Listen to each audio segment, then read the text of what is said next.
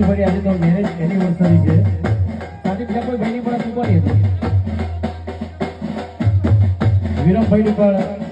marriage anniversary છે વિરમભાઈ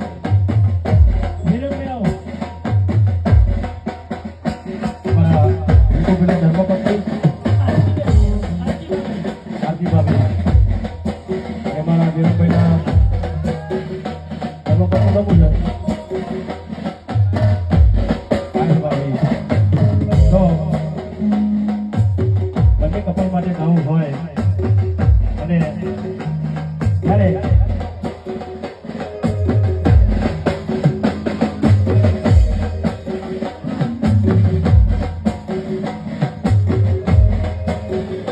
બંને પતિ પત્ની